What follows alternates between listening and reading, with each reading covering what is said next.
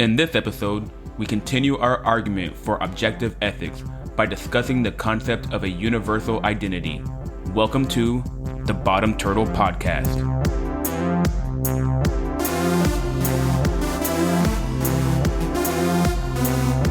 Hello, everybody, and welcome back to the Bottom Turtle Podcast. I'm Dr. Shannon Ray, and we're joined by my guest, Ryan Scott. And this is part 2 of season 4 of the podcast. And the purpose of this season is to construct an argument for the objective truth of ethics and to objectively discuss the concept of evil. And I know that sounds like a grandiose goal, but that's what we do here at the podcast. So anyone who disagrees, come at me, bro.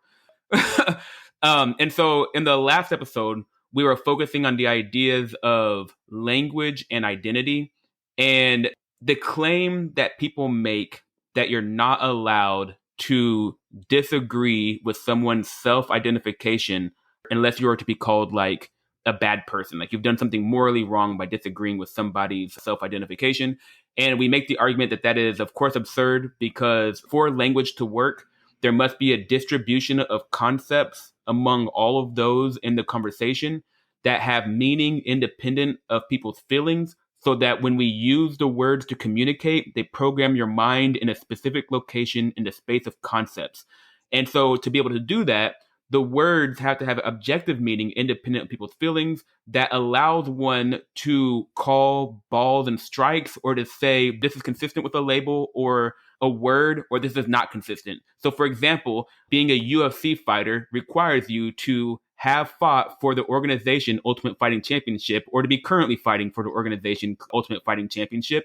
And anyone who says, I identify as a UFC fighter who does not do those things, you have the right to say, no, you're not. Otherwise, those words have no meaning and don't have the capacity to discriminate. So the whole point to information is that information creates a border, and everything that is consistent with the provided information is inside the border, and everything that's not consistent is excluded. And the things inside the border are the things that can create a miscommunication because you meant this right here, but they understood it as that. But because I gave the information, because of the information provided, you couldn't distinguish one from the other. So this is the concept of entropy. And so the whole point is that information functions as a thing that excludes some things and includes other things, which means that if someone comes to you and says that they're an X, you can assess their claim to where the label points on the network of shared concepts. And if it doesn't align, you have the right to say no. And that's where we left off before. So just to recap, the point of this entire season is to talk about evil. But to do that, we must understand the concepts of identity before we understand the ideas of ethics and how ethical responsibility and behavior is related to preservation of relationships, which is related to the preservation of identity. So given that setup, today we want to talk about identity in a formal construction, where I like to talk about it in terms of macro-identities and micro-identities, which is associated with macro states and micro-states in thermophysics. And I like to discuss the concept of identity in terms of one's spirit, where spirit can be determined by how someone programs the universe and how they're programmed by the universe. In other words, it's how do you respond to an interaction? How do you create reality? As a physicist, I can create works of art that are consistent with someone who has studied physics for 20,000 hours that someone who hasn't done that cannot do. Therefore, I have embodied that spirit. And these ideas are at what I call meta level 0, because you can take something like my computer code that I've written to write the adiabatic isometric mapping algorithm. You can look at the code, you can run it, you can see what it produces, and you can go, oh, I couldn't have done that. Only someone who has the spirit of a computer programming mathematician physicist could have made this. And so you can verify people by their works, as the Bible would suggest. You know them by their works. Yeah. Ryan, you want to add anything to that, or got anything to say? No, I mean, I think that you summarized it greatly. The only thing I would say here is I hope you don't mind that I give a shameless plug. Oh, go for it, man. You're doing me a favor, so you can shamelessly plug whatever you want. Yeah, so I think that our discussion today regarding identity is actually going to be very closely related to those series of lectures that I gave on the notion of the role of truth in Christianity. specifically, there's a lecture that I put together called "Realizing Your God-Given Name" or something like that. Yeah. In that short series that people can find on my YouTube channel, which is called An American Analytic. Okay. We can put a link. We can put a link in the description of the Yeah, that episode. sounds good. Yeah. Yeah, and so I think that specific lecture would pair with this conversation that we're going to have very nicely. Is a short sketch of the idea is essentially argue that to understand yourself as you are, and so consequently, based on the conclusions that we're going to draw here, in order to act in a way that's maximally ethically, you have to consult that which you are inside yourself. And I point to that thing as the name which God has given to you. So the gist of the idea is that God has given to us a structure that we genuinely are. This is also Jung's idea of individuation, the notion of the self. Yes. Okay. Yes. And the thing that we really are is given to us by means of our name. And I argue essentially, I think that in the wake of the conclusion that we're going to draw here is essentially going to be that what it means to act maximally ethically is to be in as much alignment or conformity to that which God has given to you as is possible. Ooh, yeah, I like Right. that. Yeah. So he gives you your name. Your name has a bunch of implications for what it is, what it means for you to be. And your goal is to turn yourself into that thing at all moments. And that's what it is Yes. to behave ethically. All right. And I think that that's a perfect place to start with the idea of how I conceptualize archetypes or macro identities. So if you use the word archetype, do you mean that in the technical sense or do you mean it as an intuitive object? As an intuitive, no, it's definitely an intuitive object that I know you are going to correct me to make it more technical, but this is where my mind thinks of, and I would like for you to give me the technical definition and see whether or not there's sufficient overlap, because my guess is that I'm using it more loosely to only represent a given identity that can be shared by many individuals. And so, for example, a macro, like for a macro state or a macro identity, there's something like you're a physicist, I'm a physicist. So we both have that macro identity, but the specific information that points to you versus me makes us micro states of that identity. And so I think that in some instances, that'll probably align with the concept of archetype. For instance, if someone is a hero versus a villain or something like that, if someone is a hero, I think that would probably would that be considered a Jungian archetype? Well, the technical definition of an archetype is something like universal or collective or shared modes of apprehending reality psychologically, Oh, okay, whose yeah. whose nature cannot be specified any more completely than by means of something called a symbol. So Okay, that sound doesn't sound too off from where. yeah, the only difference is that by definition they're unconscious. So like Okay, yeah. the substance which makes them up cannot be exhausted, right? So Okay. all you can do, the best that you can do is exhibit facets of it. And the way that that emerges is like imagine you have a dream where you are the hero or a hero emerges in your dream. Hmm. You know viscerally in the moment that the thing is a hero, but you don't think the thought, this is the hero. No, Hmm. you have a bunch of natural affective associations with it. And then later, when you analyze the dream, you realize this is a hero archetype or a symbol of the Hmm. hero is really what I should say. So Yeah. when the immediate presentation occurs, that's a symbolic presentation of the archetype, right? Okay.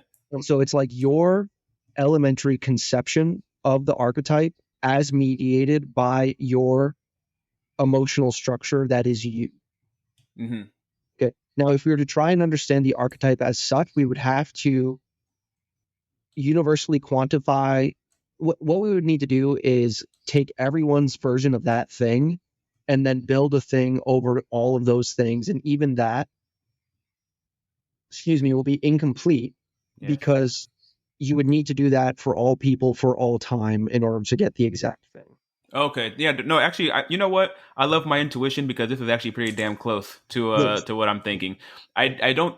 I don't. I honestly, the probably the biggest difference is the idea that it has to be unconscious. But there is something related to the idea of what is a democratic, almost a democratic process of identifying. Yeah, of identifying. And I think that it's democratic in the sense where I'm talking about the idea of archetype, or and I'll use for myself macro identity or macro Good. state.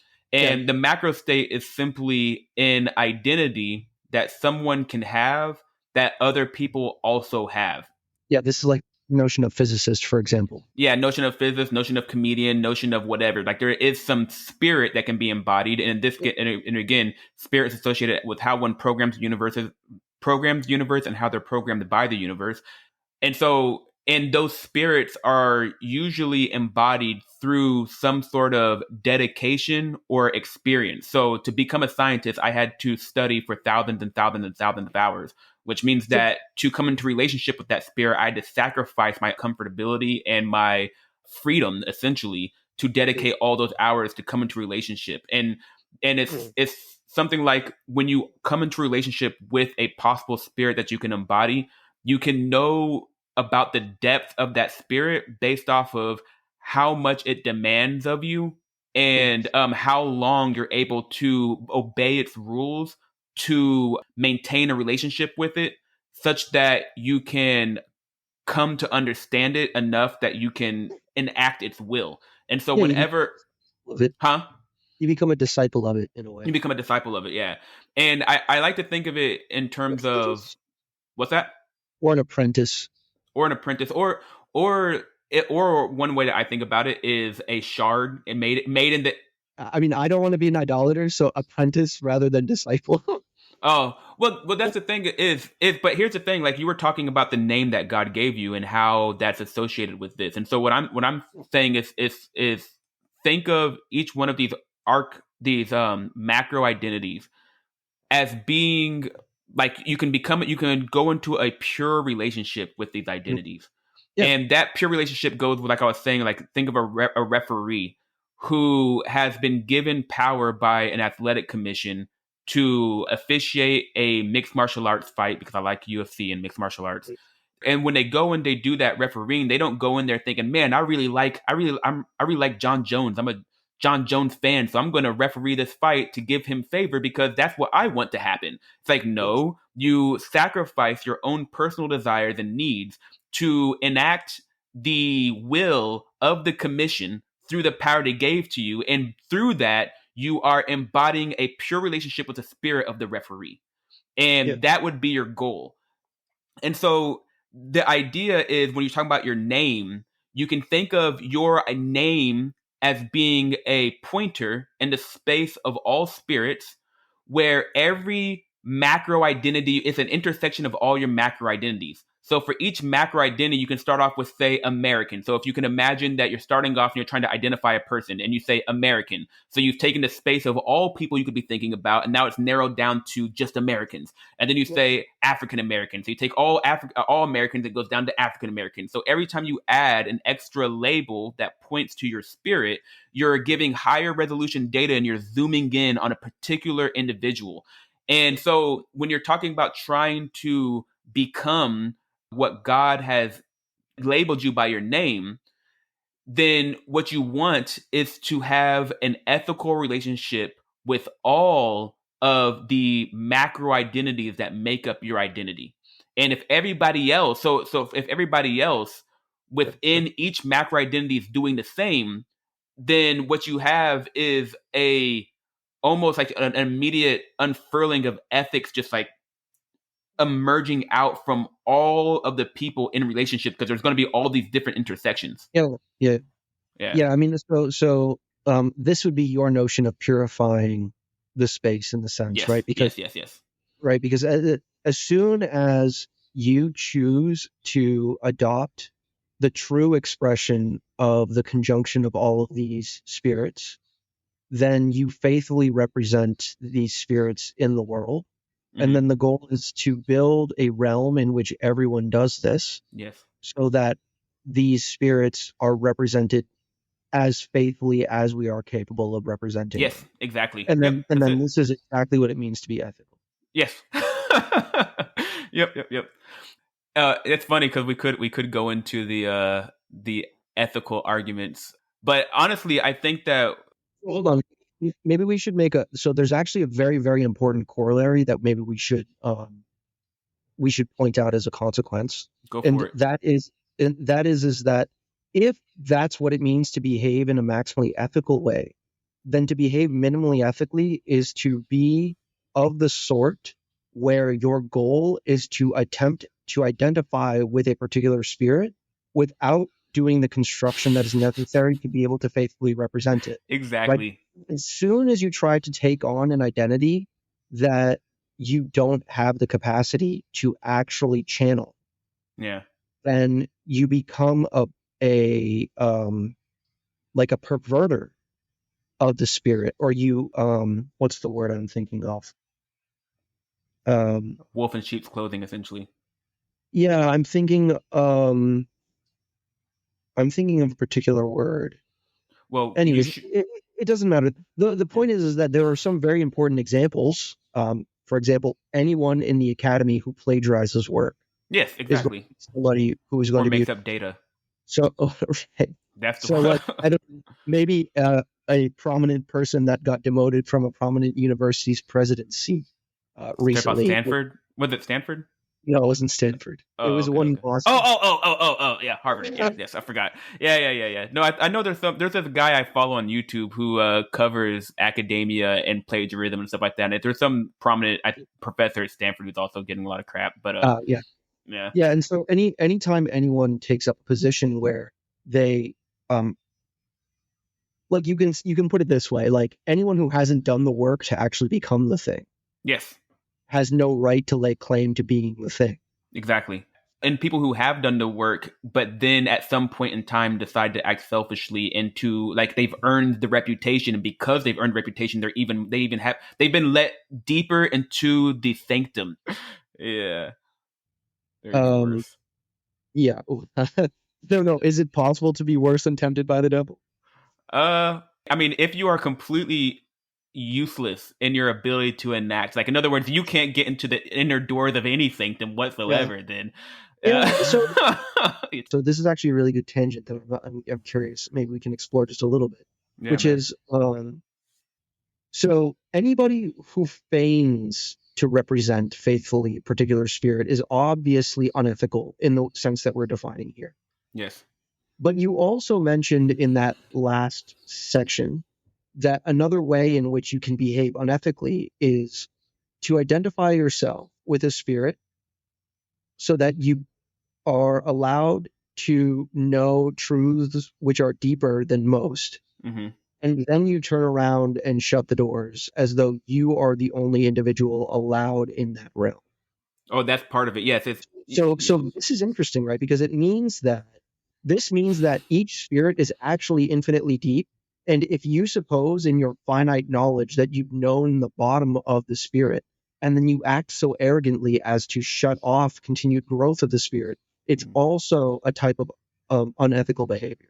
Yes, Right. for sure. I mean, there's so many ways to be unethical. I think one of the ones you just pointed out is going into the inner sanctums and then shutting other people off is one.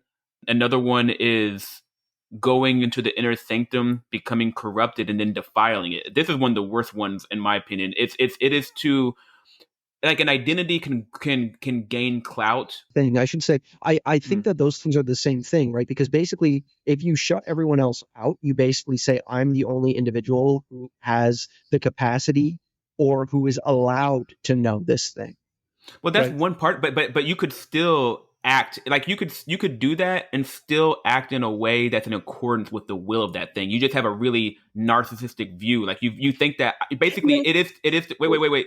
It is to have a Okay. God complex to say that I am God, like I Yes. am this thing. But then That there, but then to but desanctification, doesn't it? I mean, it what forces a but doesn't it? well it is a kind of defilement, but I think Right. there's another kind of defilement where you put on the mask, go in there, and then start proclaiming that I'm acting in the way of the Yes.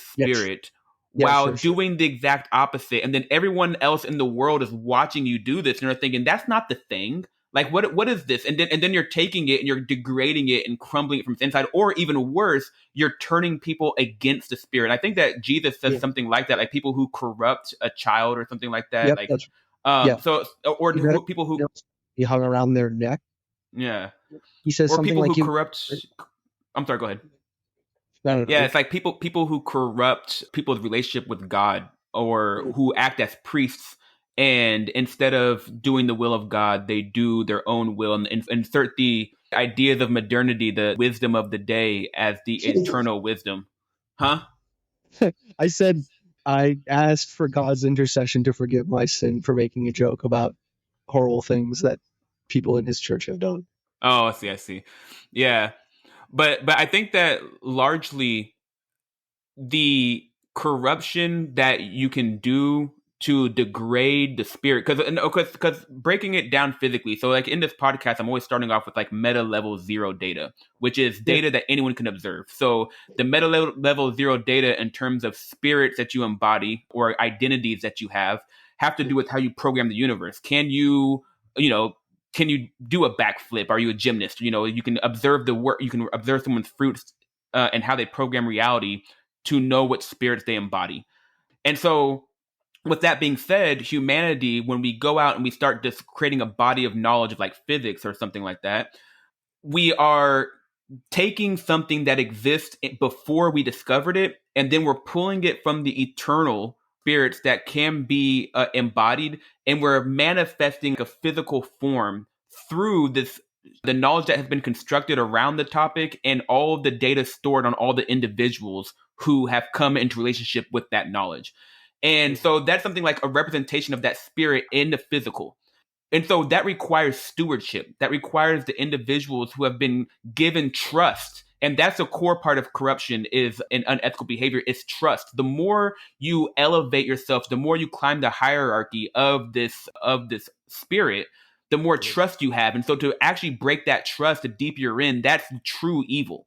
So once you're inside, once you've been given trust and you're inside and you start doing Weasley things because you have this other identity and you're elevating that identity above the ones that have been giving you trust, and then you start having it act as the head. Start having it act in ways that are inconsistent with its nature, and it just starts making the whole world, that whole identity die. It's like it is the thing that leads to death or decay, and it is sin.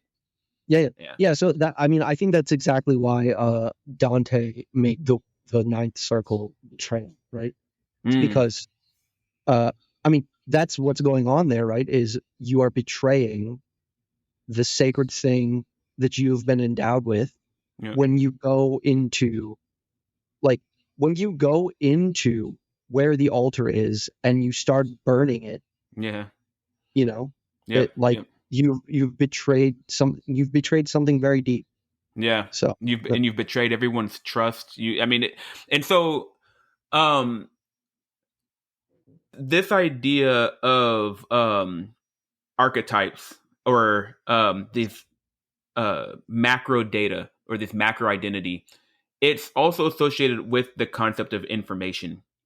In that, like we said, what is the function of information? Think of it as a vector in the space of concepts that's pointing you over here versus over there.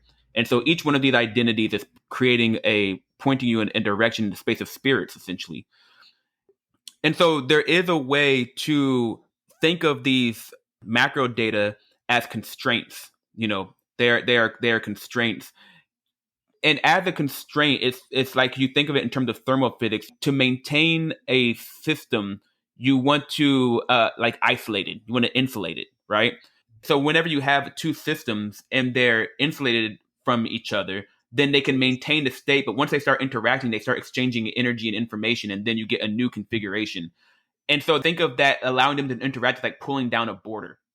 And so with all of these identities, to embody them, you have to follow their rules yeah, to be able to embody them.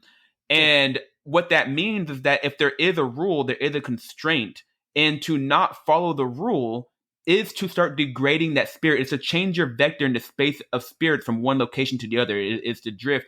And so part of your own identity is the responsibility to exclude other opinions and identities, like exclude things that aren't consistent with what you find sacred.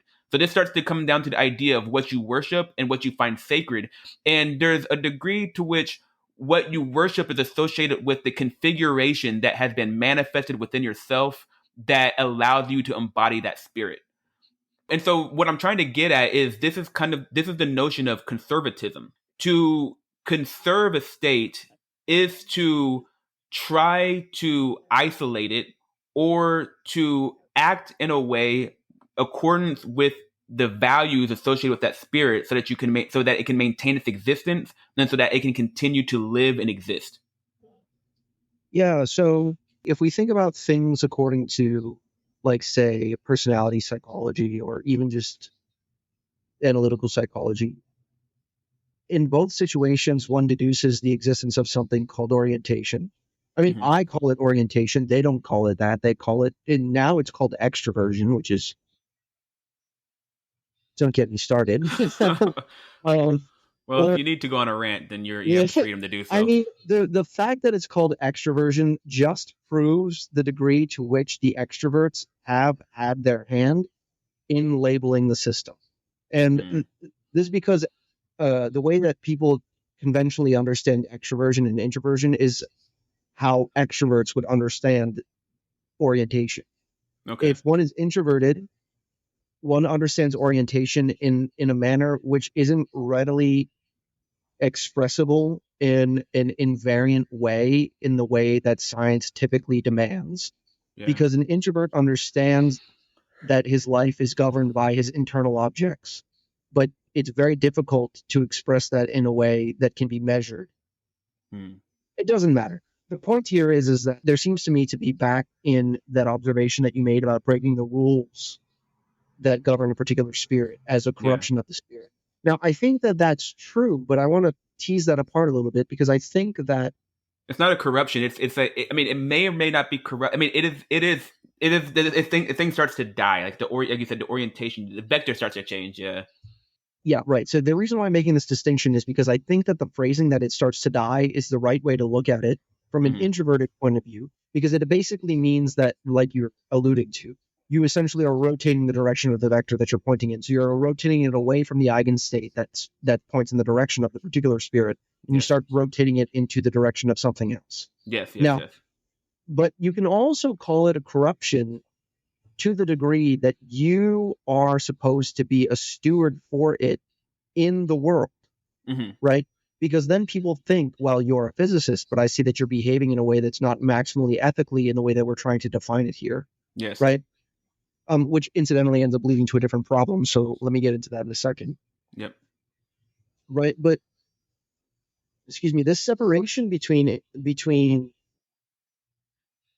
how it's experienced internally as a death of the spirit, because you are rotating yourself away from its true law, Yeah. and as an expression of corruption out in the world, because you are making everybody else think that this is what it means to be this thing, Yeah. Yeah. Yeah. right? So it's actually kind of interesting now, because the way that we initially proposed to define ethical is the degree to which you adhere to the law of the thing. Now, if you are Christian, then you suppose that you can intuit the nature of that law by consultation of your conscience, basically. Mm-hmm. And in part, that's based on a particular verse, I think in Ezekiel, um, which says that I will remove your heart of stone and replace it with a heart of flesh. Um, People can look it up. Mm-hmm. But if we were to try and deduce the nature of ethical behavior in an extroverted way, as in, how do we judge when an individual begins to Yes. behave in a way which is corrupting of a particular spirit, Yes. right? Yes. Because you can imagine this situation, right? Imagine I was raised, for example, in the jungle or something like that, but it is in my nature that I'm supposed to be a physicist or something like this, right? Mm-hmm. Then somehow, when I'm 18, some wonderful people come and save me from my insanity and put me down in the realm. Yeah. And then I observe among my peers who behave as physicists that they all plagiarize each other. Yeah. And I come to believe that it's just a natural cultural or collective or social expression of the spirit Yeah. of being a physicist that we should be that we should be plagiarizing each other. Yeah. Now, if we sit down and think a little bit about what it means to plagiarize and why that would be a bad idea, it's really easy to see how the long-term consequences of something that extreme is bad. But if we're talking about something more subtle, it becomes harder to understand whether or not a particular behavior is a corrupting or a purifying influence on the social expression of the spirit. Yeah. Yeah. So what do you think about that? How do you think that we should judge whether or not a given action um, brings us either closer or farther alignment from a particular From the spirit?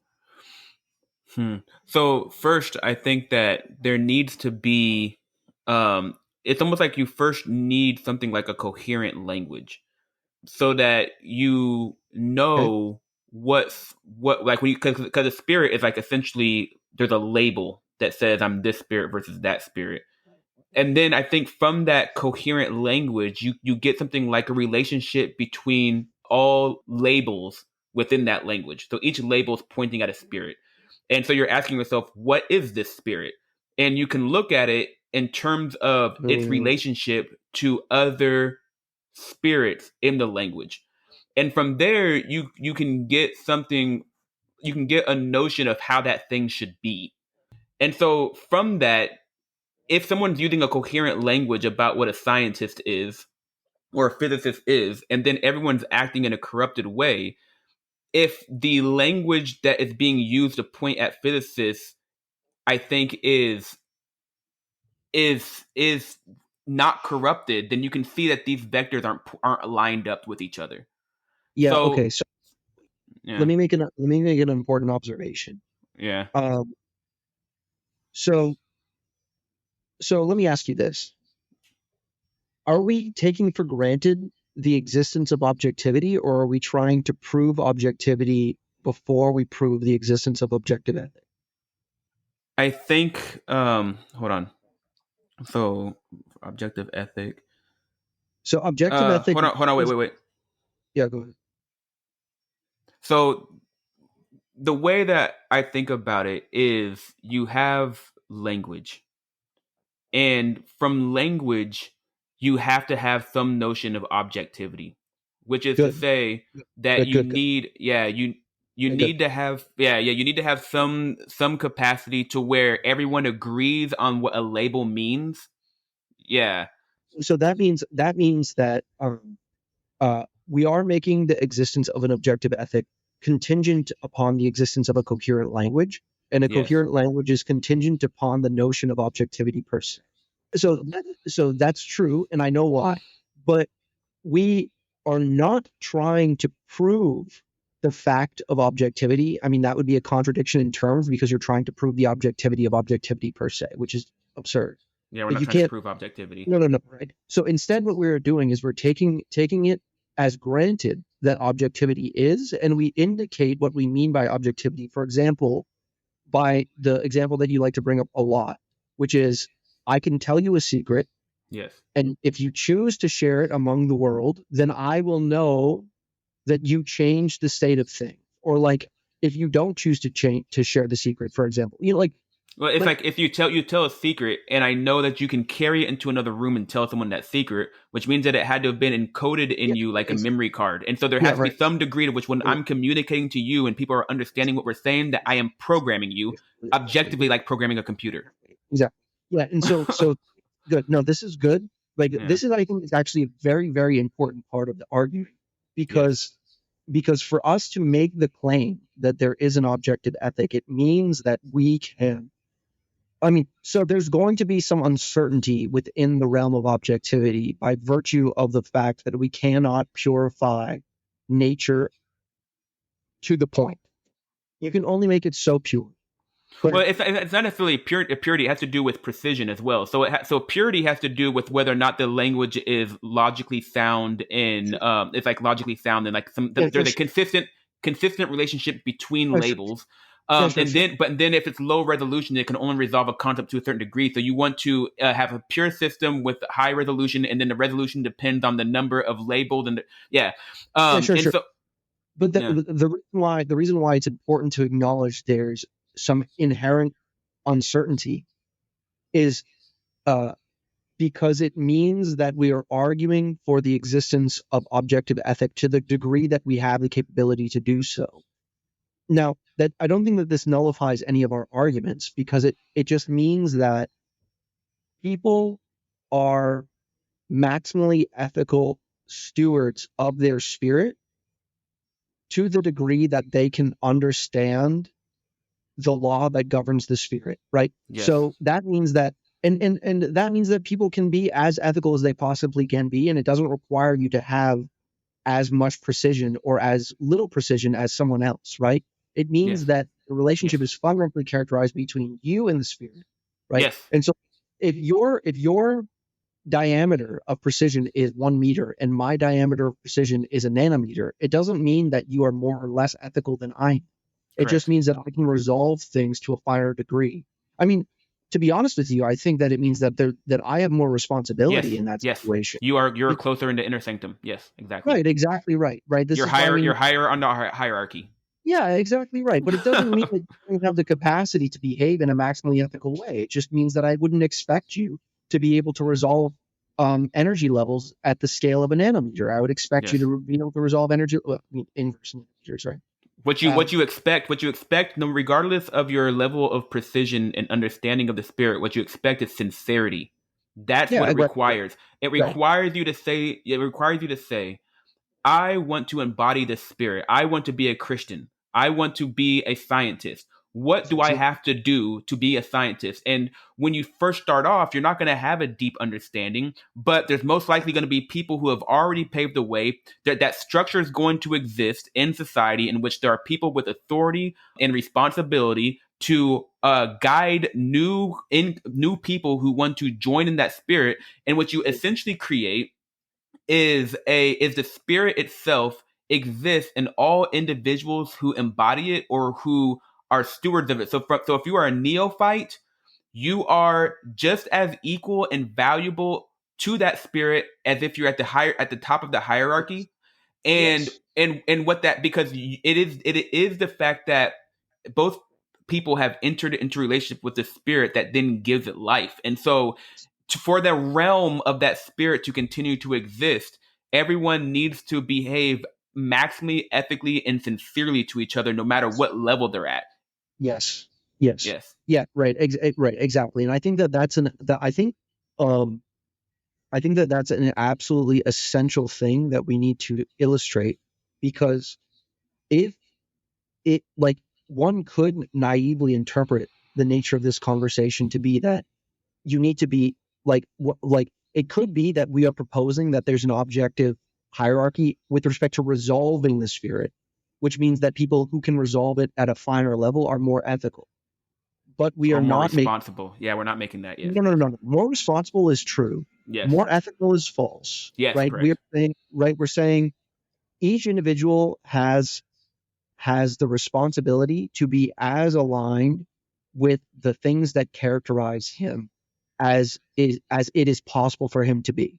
Like he Hmm. must be as aligned with the thing as it is possible for him to be. There are Correct. some people who are called to go dig a hole in the middle of the desert and meditate for 2 weeks, and there are a lot of people that aren't.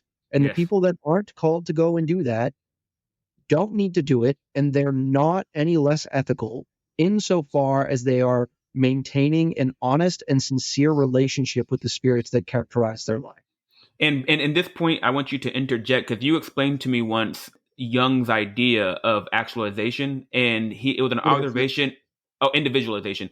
You said that it was due to people in his practice that would show up and their lives would have fallen apart, and they were trying to put it back together. So if you Yep. could, because you keep using the term called to do, called, and I think that from my understanding, that was informed by your understanding of Jung. So if you want to explain that Yeah, to the audience. I mean, I would say that it's informed.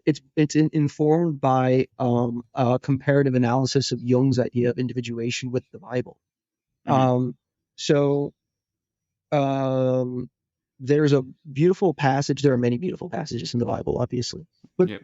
there's a beautiful passage I think in Matthew, and I think it's 16:24 or something like that. I don't know, Matthew 16:24. You can look it up.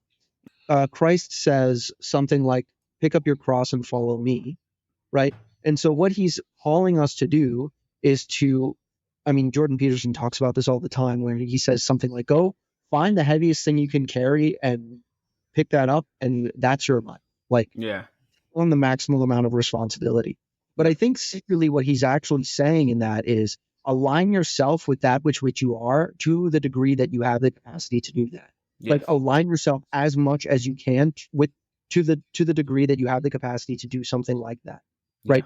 But this is exactly what Jung's notion of individuation is. Jung's notion of individuation, I mean, you can think about it as individuation is the process of becoming an individual, which means the process of becoming who you are and not someone else, Mm-hmm. right? And so, in some sense, what you do is you purge yourself of all of the things that are in your mind that are little parrots of someone Yeah. else's idea, Yeah. right? Yeah. Now, it doesn't mean that you don't believe things that other people believe. That's not what I'm saying. What I'm saying is that really it's something much more like you adopt the responsibility of judging the thoughts that are in your mind and you keep the things that you think are true. And I think to make this even more clear, it is related to your muse. Think of it as your muse. Yeah. Yeah. Think Yeah. of it as like one thing I tell people all the time is that I got into physics and math for several reasons.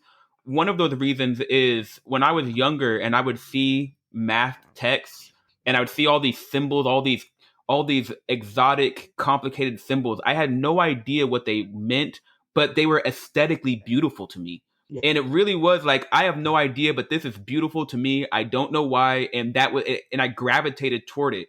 Another reason why is when I was 15, I had physical science class with Mr. Schmidt. He's my high school physics teacher, and I remember when I was in the class, it was an hour and a half class, and it felt like I was in there for 15, 20 minutes because when he was talking, I was so enamored with the content and what was being said that time felt like it flew by, and I was like, "Holy crap!" And it was the realization that I was that that I was that consumed with the topic while I was there that made me go, "Oh, I should probably do this." And so it really is like this call is to try to remove the chatter in your mind, quiet it, and listen as sincerely as you can to the things that are speaking to you like your muse that compel you to take action and then follow that. Yeah. That's right. Yeah. Yeah. I think that's exactly right. Yeah. And so I should say a few things. The first thing I would say is that it's neither obvious nor is it easy to do something like that. It's always insanely difficult. And the Mm-hmm. people who hear those things very loudly are actually very blessed. Yeah. I'm incredibly blessed in that regard because for literally since I can remember, I've woken up in the morning and I've just somehow understood my nature. Now So I thought you were going to say you wake up in the morning and start doing calculations. no. It took some time to get, Since 4 years but old, man, I just couldn't get no, that no. algebra. I had to do that algebra. No, now I'm very blessed in that way. Now, I would say that I'm bad at that. I can always be better at that. I Yeah. don't I don't claim to be the greatest steward of my soul that there ever has been. I certainly am Yeah. not. But I am very blessed in regards to the fact that it's always been a very central and prominent figure in my life specifically. You have a Uh, direction. You yeah, have a direction. You're not lost. You at the very least you know that you should be moving in this direction. Whether or not you're doing it with the expedience that you should be doing correct. it with is a Yeah, different question. yes, Yeah. and I've never given up on that thing, and I've suffered immensely in its name, and it's been worth it, and I would do it a million times over. Yep. One thing I do want to point out is that, like I said, I don't know if I said that in this recording or the previous one, but part of the reason why I've come back to Christianity because I was raised Christian was that I was raised Christian. I became an atheist in college, and then throughout grad school, when I was getting my PhD, I was an atheist, and then I came back to God shortly after when I became an information theorist or a quantum information theorist. And in that time when I was an atheist, I told myself that I worshipped reason, logic, and science and truth. And for me, it was I sacrificed everything to that. If something wasn't in accordance with that, it was completely allowed to be purged. I did not care about it. In doing so, I formed a relationship with the spirit of truth such that when I started reading the Bible, it was like I see myself. I see myself in this. And this is something that's really important with this archetypal with these not archetypes, but these macro identities. It is the capacity to say that that is me. I am that thing. And this is going to sound crazy, but when I look at the construction of the atomic bomb and I look at videos and history of that, I think to myself, I did that.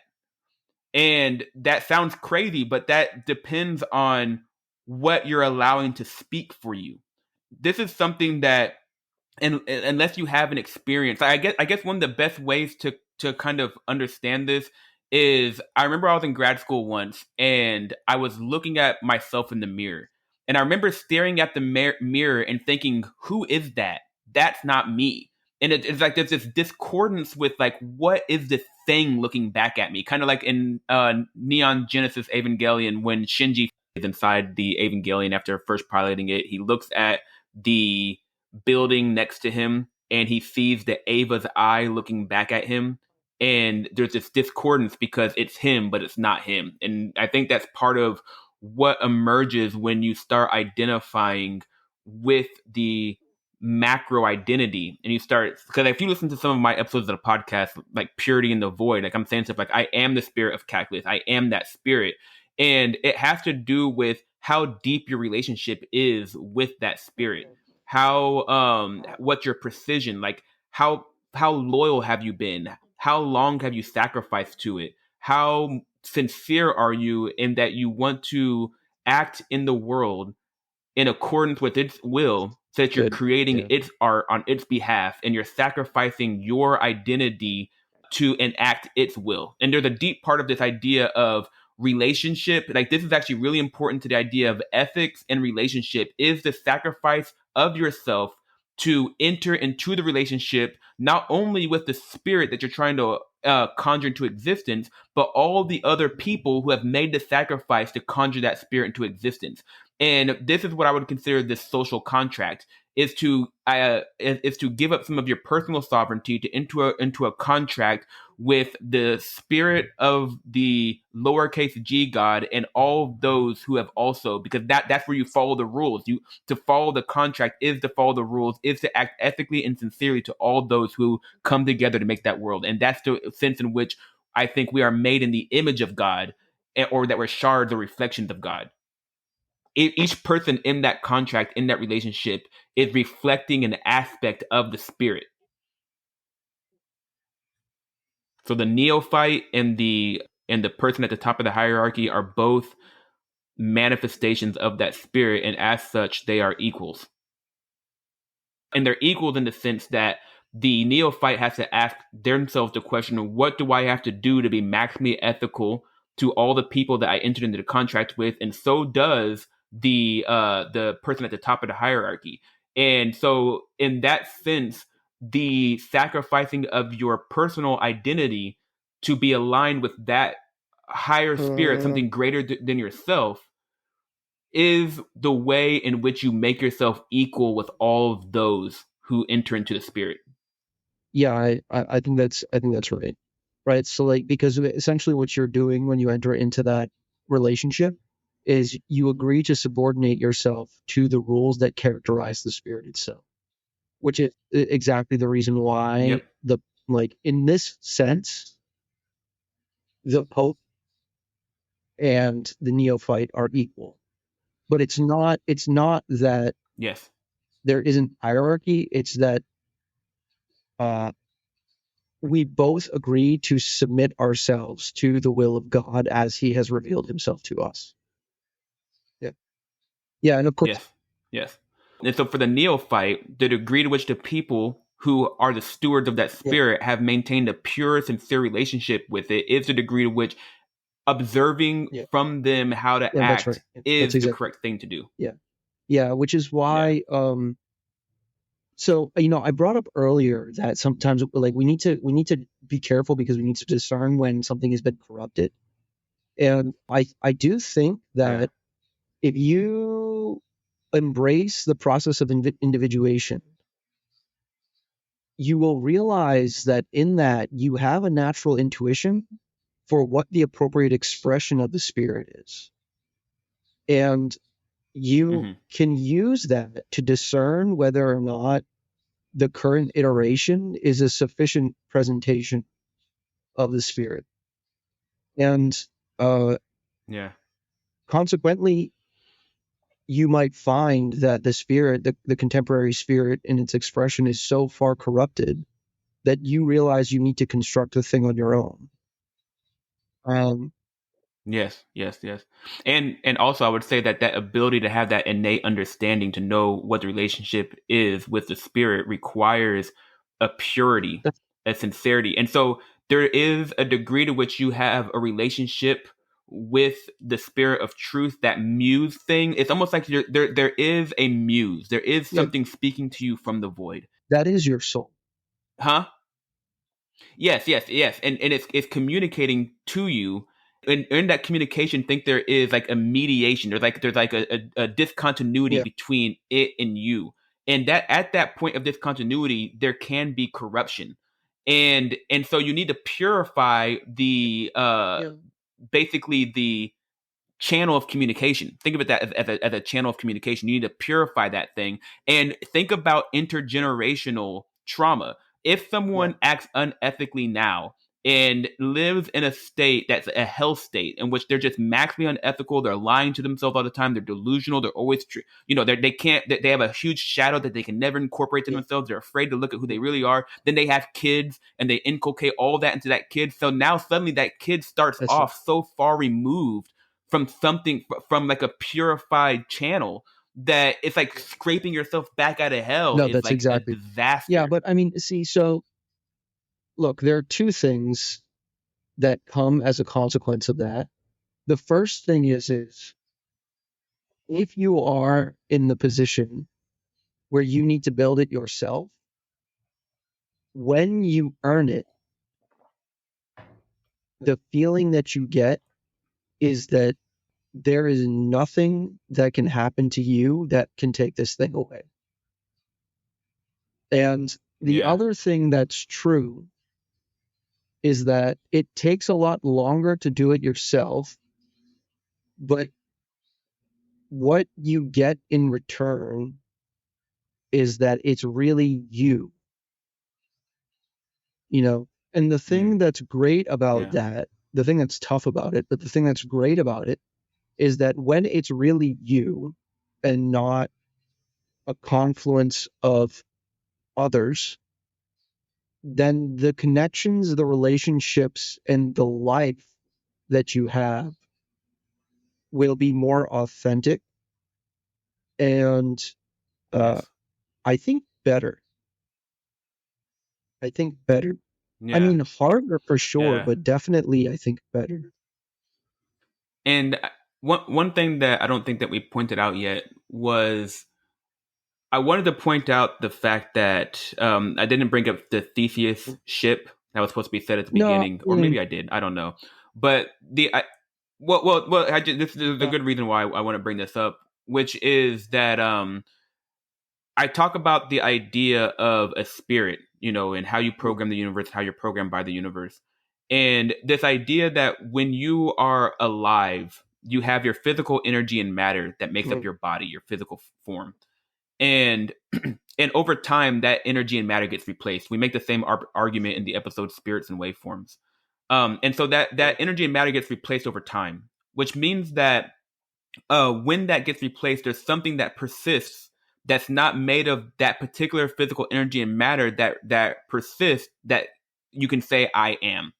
And so what I'm saying is that when those things are replaced, they're not replaced all at once. They're replaced over time. And so it's almost like there's a field or a waveform that's telling the matter how to interact such that it takes Mhm. a specific configuration. And that configuration is associated, like the nomentation without representation principle, season 1, episode 3. The nomentation without representation principle says that for every mental state or state of being, there's a physical configuration that corresponds with that. And as you're listening to us communicate to you, you are traveling in the space of configurations, or and there's a direct relationship between your space of physical configurations that you travel through and the states of being or spirits you embody.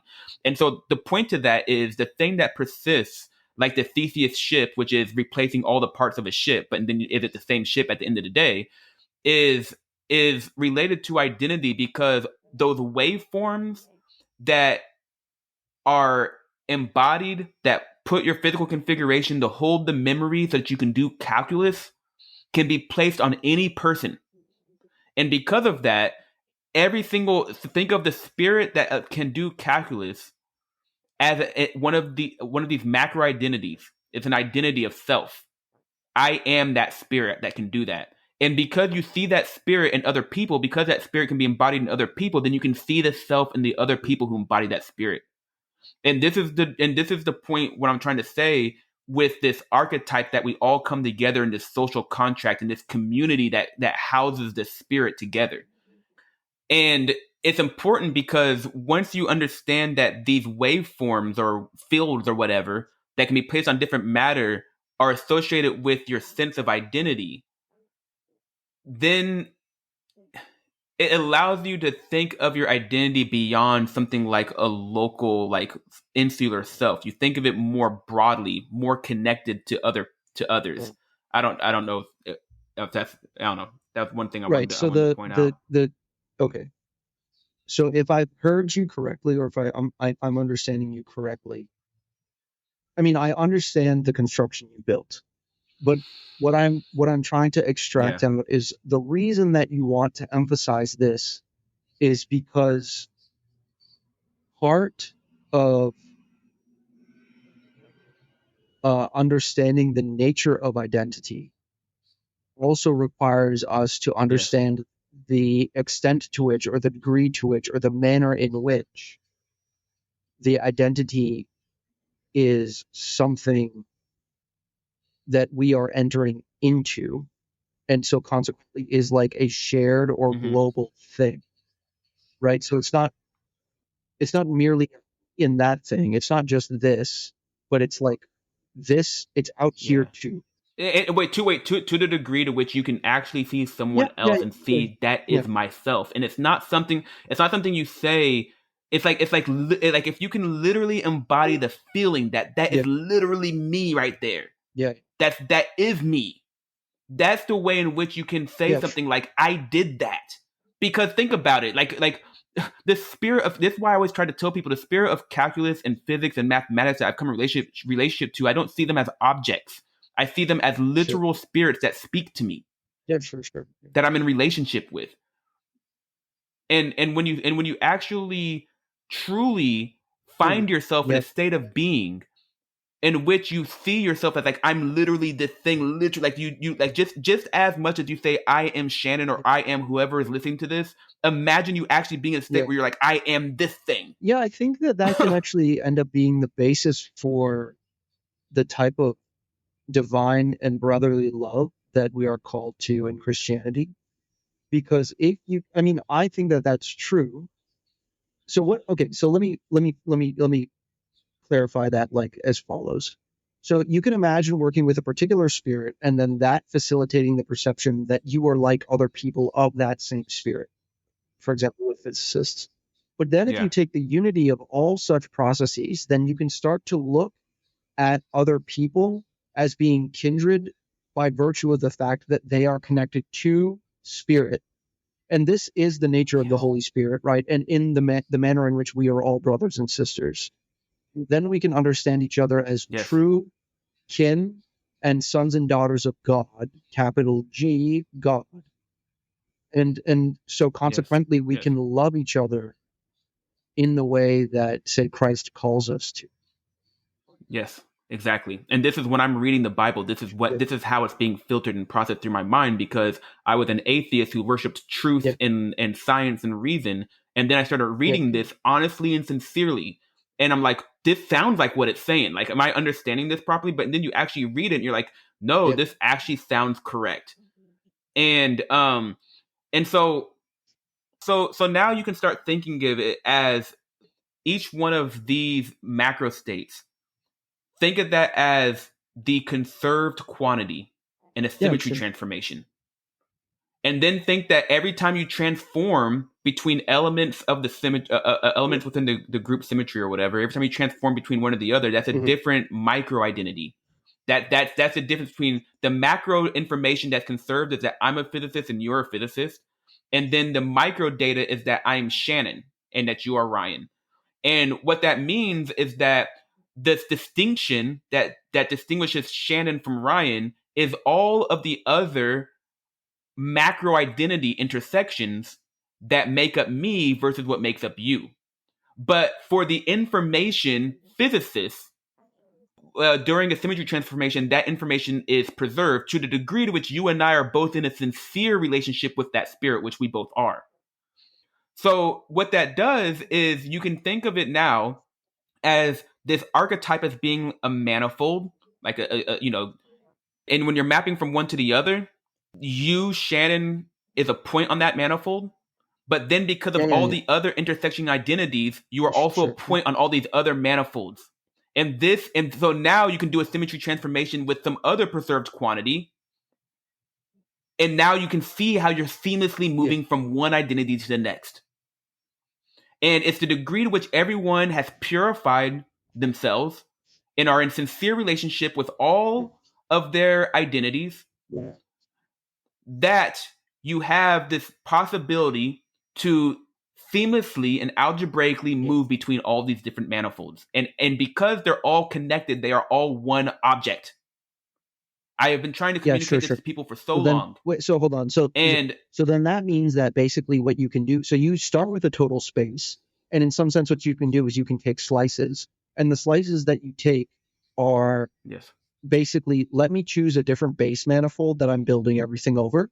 And the different base manifolds that you choose are going to be based Mm-hmm. upon which spirit you want to choose, right? So if I want to take the physicist slice, then I Yes. can think about the total space as living as a bundle over the physicist slice. Then I can take sections and then move in the fibers and then Yes. take a different slice along some other type like mathematician. Yes. And then you can Yes. see different representations of the total space. Okay, sure. Yes. Yeah. Yes. Yes. And that's the whole point is that then, so now what you So, sorry. see is that when you look Let at me say the one other overlap, thing I'm that's sorry, were you very, going to say very something? important. It's very interesting that Yeah. you make this type of construction because the thing that you have specified is more or less the thing that I'm building. I mean, there are some caveats, but it's essentially the Yes. same idea, which is very interesting that's how it's shaking up to be. I mean, there are some details that we would have to, it's not worth getting into right now, but Yes. it's the basic intuition is essentially there, which is Well, that's why in the previous episode, the first episode of the fourth season that we just recorded, I start off with like, what was it yeah, like? How did you feel when you met me? And the point is, it's essentially the point is that what you've just communicated is like, oh, you're making the same yeah, construction. It's the overlap. I see you in me. yeah, You are me. I am you. And I know from our discussions, the difference between you and I is I like to think more conceptually. I think at a lower resolution, and I think that's a benefit. yeah, I want to think at a lower resolution because, for one, I'm not the most I'm analytically competent enough sure, to be where I'm at as a yeah, physicist. So I'm very analytically sound, but it takes a lot of yeah, computational power. I like to think conceptually. And so when I think about my construction that I gave, my construction is motivated by my research on the differential geometric approach to quantum ignorance consistent with entropic property of statistical mechanics, where this is my interaction with quantum entropy, where I yeah, introduced a new notion of quantum entropy yeah, or quantum uncertainty. I found this fiber bundle structure. I used the Lie group symmetries to generate the set of purifications, and and so my structures are associated with this particular fiber bundle structure, but the essence of it is the ability to glue another space on a point of a base manifold, and that's what the fibers are. But for you, you want to generalize because you think more analytically, more technically, so you want to generalize. So I know that whatever I've constructed is a very specific manifestation of something that is Yeah. invariant between Yeah. us Sure. or covariant between us.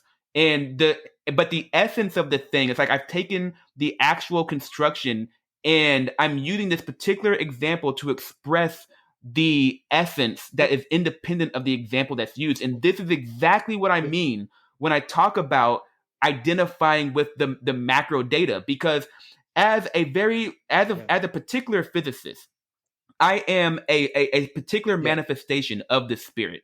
And so to say that this particular person, it Yeah. captures the entire thing, is arrogant. You're the whole thing. What an arrogant thing to say. But the point is, I think you have the right to say this. One, if you sincerely have had that experience of thinking that is me. Two, you have been acting in accordance with the will of that spirit, and you've been acting sincerely, honestly, and faithfully and truthfully, such that it communicates to you, you have the authority to speak on my behalf. And the thing is that if it were the case that all the physicists died tomorrow and I was the only one left and the rest of the world had to rely on someone to be a representative of that spirit, they'd be idiotic not to choose me. And this is what I've been trying to say this entire time, is that this realm, because I am a physicist and a mathematician and a scientist, I have a particular way of processing data. I have a particular sight, a particular language, a particular vision that allows me to read and write data in a way that people who do not have the spirit cannot do. And so if you are someone, if tomorrow you were thrown into math world and or physics world, and it was and your ability to read and write on that world was a difference of to whether or not you lived or died, and I came along with like, hey, I'll be your guide. You like for you in that world, you have no spirit, you are a speck. For me, I would be a god to you. Are you kidding me?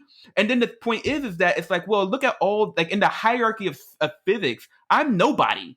No physicist really knows who I am, but I have published with Fields medalists. You know, I have gotten papers that were editor's choice in prestigious journals. Like, I am a powerful spirit in this world, and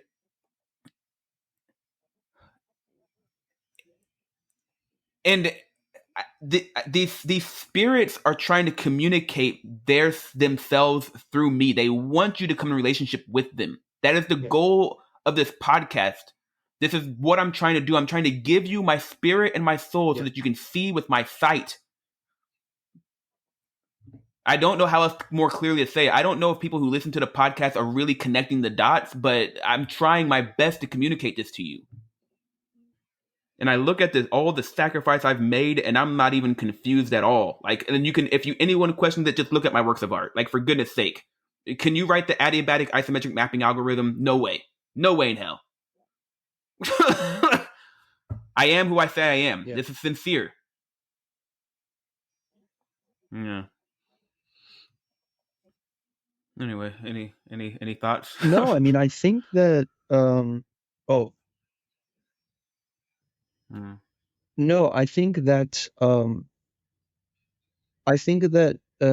this outlines nicely first of all, the sense in which identity enters into the thing that we're trying to build, and second of all, which shows how objective ethics are contingent upon notion of identity. I think, yeah, I mean, I think that this is I mean, I think this is a great place probably to stop. I think that it lays the foundation for where we're trying to go quite nicely. Yes, perfect. Yes, and yes, and so we talked a lot about ethics today, but I have a formal construction of it based off of this, and it is just, and like, again, people need to understand that in this current form of who I am and why I believe in the Bible, it is the case that I've constructed a cognitive schemata, a worldview, and then I read the Bible and I find the truths that I discovered already there all the time. And so when I look at this idea of ethics, to me, the solution to ethics is literally the fact that we are made in the image of God, that principle, and Jesus' first command and his second command. Those three things together make the entirety of ethics, all of it. And I am making a claim that this is the objective ethics. And anyone and the idea is that if anyone disagrees with me when we make the argument in the next episode, my guess is that anything they do to perturb that will actually just Yeah, demonstrate a desire to control and dominate others. I don't think that it's yeah, possible to perturb. I think yeah, it's a global yeah. I minimum. understand. And the podcast itself is something like a global minimum to the truth. But I know, as a person who wrote optimization, because my PhD, you can actually break it down into two optimization problems, and it's a good initial guess. When you're optimizing, you need to have a good initial guess, or having a good initial guess really improves Yeah, your ability to solve the problem. And so what this is that it's not going to be perfect. There's going to be yeah, mistakes, but it's a good initial guess to the yeah. I mean, correct answer to the global I minimum. think so. You can. There are things you can do to verify that hypothesis. Not you. I mean, there are things one can do to verify that hypothesis. Like something that happens to me regularly, especially when I'm working on something that I have a natural intuition for, is that I'll be reading something by somebody who everyone agrees is a great writer or something like that, like something by Jung or something, right? And then in Yeah. the margins, I will write, Yeah. this implies such and such. And then a paragraph later, or 3 paragraphs later, or the next page, he says the exact same thing that I say. Right. That tells you like you really are understanding Yes. exactly what's going on because you can see the inferential structure Yep. immediately unfolding before you. Yes. You can predict the future.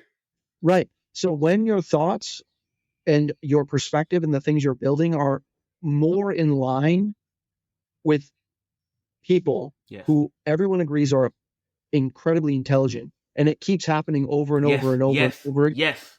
and it's a very good indication that you're going in the correct direction. Dude, that's exactly what I've been trying to tell people. It's like, I'm sorry, go ahead. Especially so, especially if the overlap is across multiple fields. So Yes. if you notice that your mode of thought conforms to mathematics, physics, psychology, Christianity, Buddhism. yeah, or whatever, Yeah. it's more and more. I mean, we always need to be careful to make sure we're not projecting, but Yeah. if you keep seeing the same patterns over and over and over and over again, and you are taking a lot of care to be as conscientious as possible to ensure that you aren't deluding yourself, Yes. then it's very good evidence to suggest that the thing you're thinking is pointing in the correct direction. Exactly. And that's You exactly talk to people and they come to the same exact conclusions as Yes. you. You Yes. guys have been working in isolation for 30 or Yes. 40 years. That's what it was like meeting you. And Yeah. the thing is that's what it was like meeting you, but you're like the sixth person or seventh person. You know what I mean? And it's No, to the point where I communicate these ideas to people, and everyone, no matter where they're at in their life or what their specific training are or whatever, they're like, "That's just this. That's just this." And it's like, how many times do I have to get the feedback where I'm like, "Okay, I'm confident I have the correct answer." Like at this point, it almost like if God was trying to tell you, "Hey, man, do this thing, and you're like, "Oh, he never showed me any evidence. What should I do next?" And it's like, dude, what more do you have to be shown? What do you mean? We've already showed you the miracles. There's a certain point where you're just like, okay, yeah, I got the right answer. Like I'm not crazy. Right, exactly. Yeah, and the thing is, I think if you have a disposition to be, I don't know, maybe paranoid about that, it can take a long time to get to Yes. the point where you have enough confidence. Yes. Because first of all, the thing that you're working in is insanely complicated. So it takes a long time to get to the point where you feel like you're sufficiently masterful at the thing. Yeah. And then on top of that, the people, when you're working on something like that, the people that can verify your sanity also need to put in that level of time and effort just to be able to have a meaningful conversation with you Yeah. at the level of detail that's necessary to tell Yes. you you're not stupid. Yes. Yes. Right. Yes. So it takes a long time. I mean, like I can say that I probably started thinking about these things seriously when I was maybe 18 or 20, and now I'm 30. Yeah. So it takes like maybe 10 years to get to the Yeah. point where you can actually competently do these things. You know what I mean? That's the nature of the game. And it's like it's like, okay, it's like I have a PhD in theoretical physics. I did my PhD in general relativity. I've published in the field of computational geometry and quantum.